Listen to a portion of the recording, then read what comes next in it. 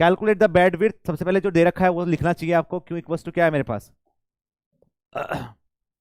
5 metre cube पर second ना। Side slope मेरे पास कितना दे रखा है साइड स्लोप मेरे पास है हाफ हॉरिजॉन्टल 1 वर्टिकल ना। As on the critical velocity मतलब m दे रखा है क्या 0.8। और फर्स्ट ट्रायल मतलब y की वैल्यू कितनी बोली आपसे 1 मीटर। बैड स्लोप कितना मेरे पास 0.2 मीटर पर किलोमीटर की बात कर रहा है क्या। 10⁻³ कर लूं मैं इसको, ठीक है। क्या मैं इसको 1/5000 कर लूं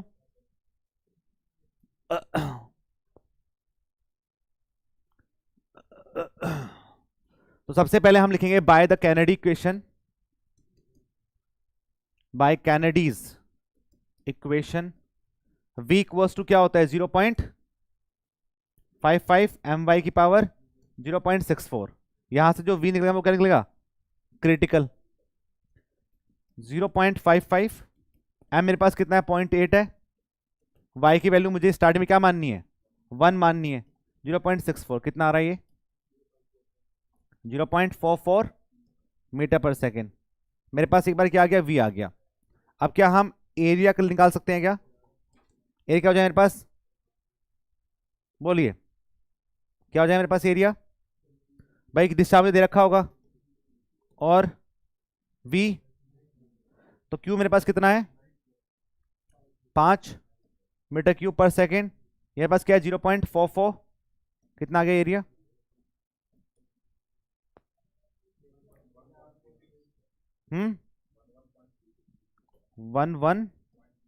1136 मीटर स्क्वायर। अरे ऑनलाइन वाले बच्चों आ रही है आवाज मेरी, कुछ जवाब ही नहीं आ रहा आपका। ऑफलाइन वाले क्या ले गए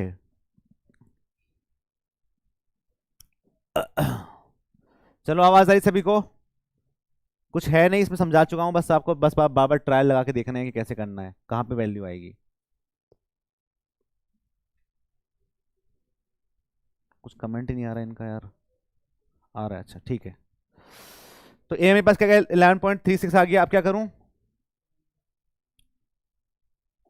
तो पहली बार मैं ट्रेपेजोइडल चैनल को मानता हूं तो वी एज्यूम या फिर इन द लिख देंगे in Kennedy equation Kennedy assume the trapezoidal channel is recommendation in Kennedy theory in Kennedy theory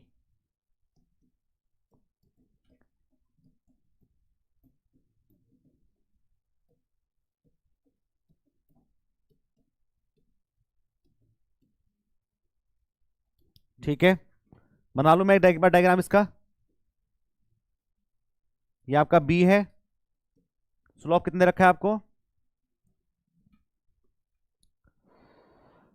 half horizontal 1 vertical, ठीक है। ऐसा दे रखा है आपको। बहुत से बच्चों को इसमें कंफ्यूजन भी है।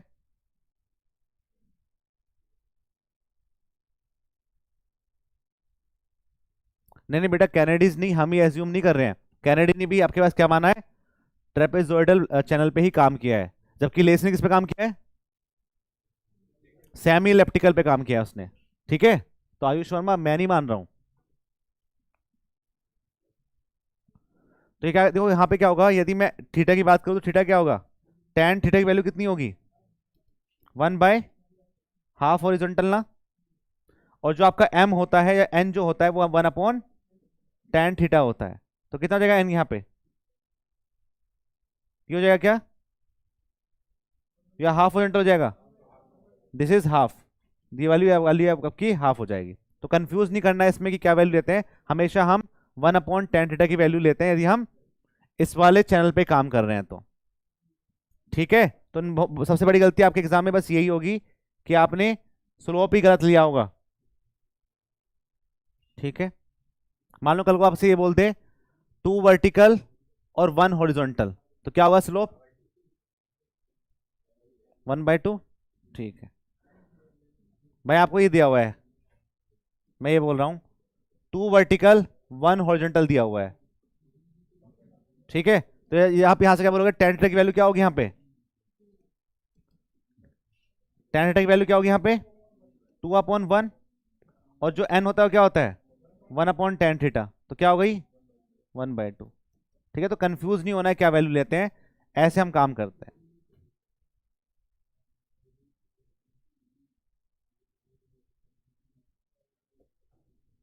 चलिए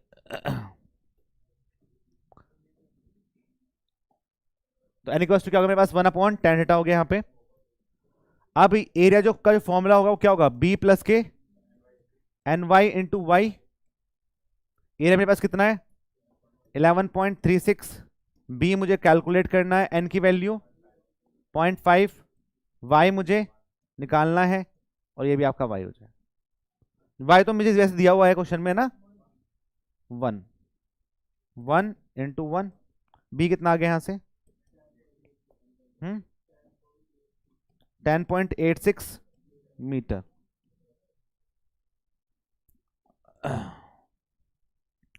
अब क्या निकालेंगे, पैरामीटर निकालूं क्या, p इक्वल्स टू क्या हो जाएगा b प्लस के 2y अंडर रूट 1 प्लस के m स्क्वायर। b मेरे पास 10.86 है, प्लस 2 इंटू 1 है अंडर रूट 1 प्लस के 0.5 का स्क्वायर ना, कितना हो गया ये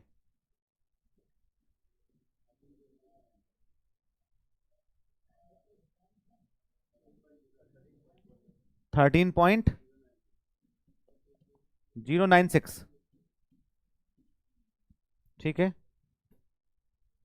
सबका आ रहा है नहीं आ रहा आंसर, चुपचाप बैठे हैं ये सब।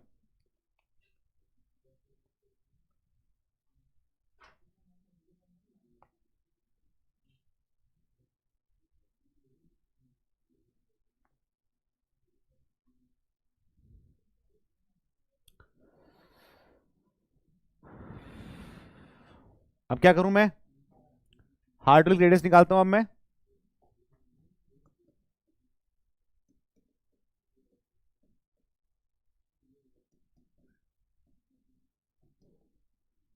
जो आर है वो क्या हो जाएगा मेरे पास a बाय पी हो जाएगा। एरिया कितना मेरे पास 11.36, ये कितना है 13.096, कितना आ गया ये 0.867 मीटर ना, मीटर हो गया ना। अब क्या करूं, v बराबर क्या है c रूट आर एस। ये आपका काम यहाँ पे आसान कर दिया इन्होंने एक, नहीं तो क्या करना पड़ता आपको c की वैल्यू भी कैलकुलेट करना। आपके एग्जाम में जो क्वेश्चन आया था उसमें c की वैल्यू नहीं दी हुई थी, आपको कैलकुलेट करनी पड़ती। इस क्वेश्चन में आपको c की वैल्यू दे रखी। ठीक है, तो यदि आप ऐसा नहीं कि मैंने बोल दिया कि छोड़ना है क्वेश्चन तो छोड़ना है, मान लो सी की वैल्यू नहीं दी है तो क्वेश्चन थोड़ा आसान हो गया ना करना, कैलकुलेशन थोड़ी इजी हो जाएंगी, फिर आप निकाल लेना दो ट्रायल के अंदर। v अब क्या हुआ, ये मेरे पास क्या एक्चुअल वेलोसिटी होगी क्या, c कितना दे रखा है क्वेश्चन में आपको 30, r की वैल्यू 0.867, और बैड स्लोप कितना है 1/5000, कितना आ गया यहां से 0.395 मीटर पर सेकेंड। और वो कितना था मेरे पास क्रिटिकल वेलोसिटी 0.44।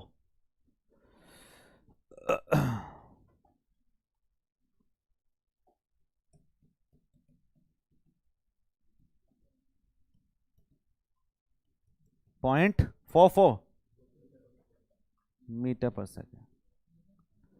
तो आपको समझ में आ रहा है देख के ये कि जो क्रिटिकल वेलोसिटी है वो आपके पास v नॉट से या एक्चुअल वेलोसिटी से बड़ी है, दैट इज नॉट ओके। तो जब हम रिज्यूम कंडीशन की बात करते हैं तो सिल्टिंग स्कोरिंग नहीं होना चाहिए, दोनों को बराबर करना पड़ेगा हमें, पर यहां पे क्या हो गया बराबर नहीं आ रहा। तो अब क्या करूं, अब मैं आपको बता चुका हूं पहले कि क्रिटिकल डेप्थ जब बड़ी आती है तो आपको अपनी डेप्थ को कम करना पड़ेगा इसको लाने के लिए, क्योंकि क्या है सिंपल सी बात है, जो एक्चुअल डेप्थ है ना वो आपकी क्रिटिकल डेप्थ पे ही डिपेंड कर रही है, क्योंकि हमने उससे निकाला सब कुछ निकाल निकाल के लाए हैं जो, तो हमें पहले आपकी क्रिटिकल वेलोसिटी को ही क्रिटिकल वेलोसिटी को कम करना पड़ेगा, उसके लिए मुझे क्या करना चाहिए डेप्थ को कम करना पड़ेगा। तो मैं क्या मानूं अब मैं लिखूंगा for this For this we will reduce the depth of channel.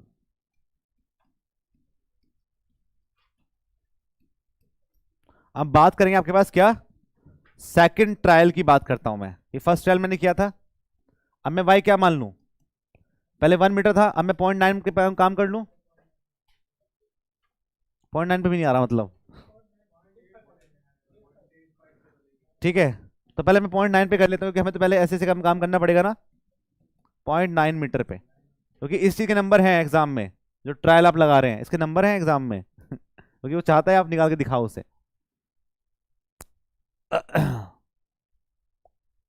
यदि आप यहां तक करके आएंगे तो कितने नंबर मिलेंगे आपको, ठीक है, पूरे ही मिल सकते हैं वैसे तो, ठीक है। ओटी से भी डिपेंड करता है, एक लड़के ने क्वेश्चन गलत कर रखा है, उस नंबर दे रखे हैं, पता नहीं क्या ही चेक करते हैं ये, हमें समझ में नहीं आता मुझे, ठीक है। कभी कभी सही भी काट देते हैं, कभी कभी गलत पे भी नंबर दे देते हैं। जैसे लड़के की रैंक 2 आई है, उसने क्वेश्चन गलत कर रखा है, वो कह रहा है कि सर मेरी कॉपी मत दिखाना यूट्यूब पे इन्वायरमेंट का क्वेश्चन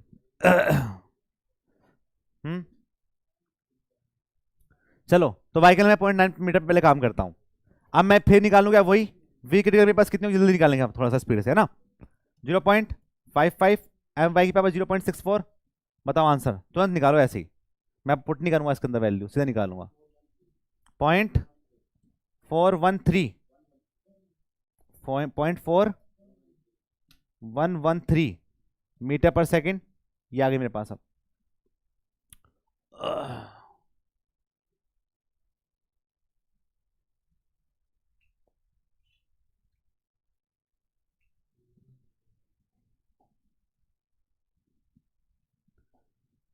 वी सी मेरे पास निकल गया, मतलब अब मैं क्या करूं, ए निकाल लेता हूं, ए हो जाएगा क्यू अपॉन वी, 5 था मेरे पास, ये 0.413 कितना आ गया, 12.156 मीटर स्क्वायर।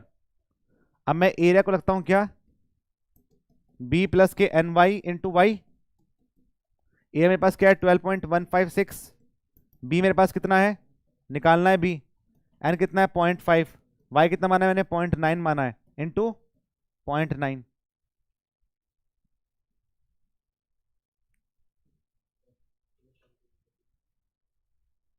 हम्म, 12 बी की वैल्यू 13.075 मीटर, 075 की जगह 057 मीटर, ठीक है। बी की वैल्यू मेरे पास ये हो गई, चलें आगे। अब पी निकाल लेते हैं, पी मेरे पास क्या होगा, बी प्लस के 2y अंडर रूट 1 प्लस के एन स्क्वायर, बी मेरे पास कितना है 13.057 plus 2 into 0.9 under root 1 plus के 0.5 स्क्वायर, कितना गए 15.069 मीटर। अब क्या निकालूं यहां से, हार्डली रेडियस निकाल लेता हूं, आर, आर मेरे पास जाइए क्या, हाइड्रोलिक रेडियस, हो जाएगा R equals to A by P ना, एरिया कितना है 12.156, ये कितना है 15.069, कितना आ गया 0.806 मीटर ना। अब क्या करूं, अब एक्चुअल वेलोसिटी कैलकुलेट करते हैं, actual velocity bye cutters equation ना, कटर्स इक्वेशन, तो v इक्वल्स टू क्या हो जाएगा सी रूट आर एस, सी कितना है मेरे पास 30, आर 0.806, स्लोप कितना है मेरे पास 1/5000 ना, कितना आ गया 0.38, अब भी नहीं आया यार,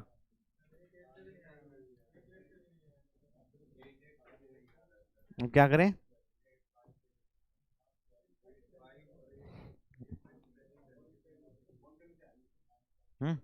कौन सा से आ गई, 0.38 मीटर पर सेकेंड आ गई।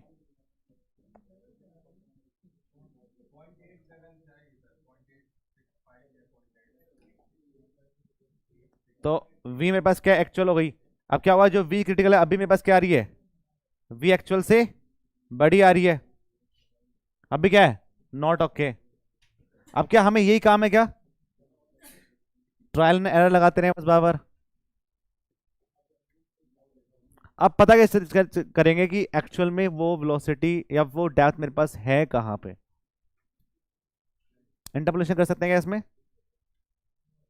कैसे करेंगे इंटरपोलेशन, कैसे करते हैं। दो चीज नहीं पता ना बेटा हमें, तो हाँ यदि हमें डेप्थ नहीं पता होगा तो फिर हमें वेलोसिटी भी नहीं पता होगी। तो यदि दोनों में से एक पता होता तो हम निकाल देते ना।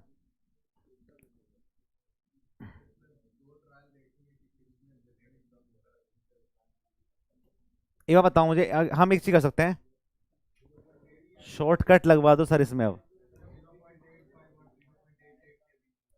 देखो एक बात बताओ मुझे बस, जब मैंने 1 मीटर की डेप्थ मानी मेरे पास कितना आया वेलोसिटी, जो एक्चुअल वेलोसिटी है वो बताओ मुझे। 0.44 आई। और क्रिटिकल कितनी थी, क्रिटिकल 0.44 मेरे पास क्रिटिकल थी। और जो एक्चुअल है वो कितनी आई, 0.39 मानूं मैं, ऐसा ऐसा मान लूं। फिर आपने क्या माना, 0.9 माना। ये कितनी आई मेरे पास क्रिटिकल, 0.41। और ये कितना आया, 0.38। कितने का डिफरेंस आ रहा है ये, हाँ 0.5 मान लूं मैं, 0.05 का आ रहा है ये डिफरेंस। ठीक है, और ये कितने का आ रहा है,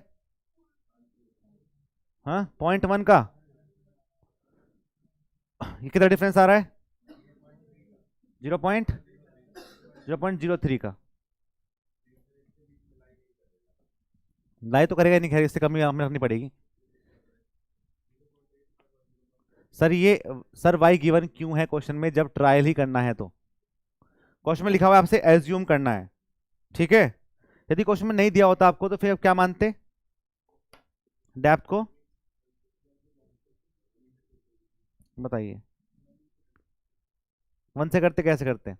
मान लो अभी क्या है कि आपके एग्जाम में जो क्वेश्चन आया था 2020 में, उसमें आपको डेप्थ भी नहीं दी थी, आपको डेप्थ अपने आप एज्यूम करनी पड़ी। यहां तो दे रखी है, तो क्या मानेंगे, वो डिस्चार्ज पे डिपेंड करेगा कि जो डेप्थ है वो कितनी होने वाली है। यदि डिस्चार्ज कम है तो 1 मीटर से स्टार्ट करना है, डिस्चार्ज ज्यादा आ रहा है तो वैल्यू थोड़ी बड़ी रखेंगे, ठीक है, 2 मीटर 3 मीटर पे काम करेंगे। अब बताओ कैसे करूं मैं इसमें। तो वो क्या है कि इसमें है ना, ऐसा मैंने तो थोड़ा सा लॉजिक लगा के किया था, तो वो क्या है कि वो एक दो बार में सही बैठ जाता है, एक दो बार में गलत बैठ जाता है। तो मैं आपको सिखाऊंगा नहीं, क्योंकि मान लो आपने वहां लगाया आप गलत आ गया आंसर। तो उससे अच्छा ये है कि ना, आपने 1 मीटर पे निकाला, 0.9 मीटर में निकाला, इसको यहाँ निकाल के छोड़ देना, ठीक है। अब आपका आंसर तो आया नहीं है, जब टाइम मिलेगा तो रफ में ना, रफ में एक बार निकाल लो, 0.8 पे निकाल लो, 0.7 पे निकाल लो, ठीक है। और सीधा अब वही वैल्यू रखो यहाँ पे जो नेक्स्ट ट्रायल में रखोगे, जहां से आंसर आएगा।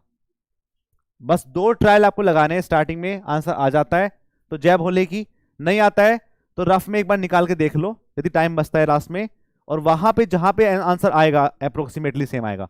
अब उसी ही डेप्थ को यहां पे एज्यूम कर लेना है, ठीक है, जो आंसर आपके पास रफ में आ रहा है, और वहीं से निकाल तो फिर आंसर, उसको लगेगा कि अब ट्रायल आ गया, ठीक है।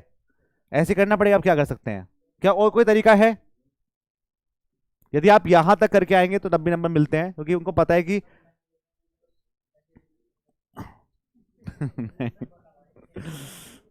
नहीं नहीं नहीं, मैं 2 बार आपको करना है, ठीक है, 2 बार आपको करना है।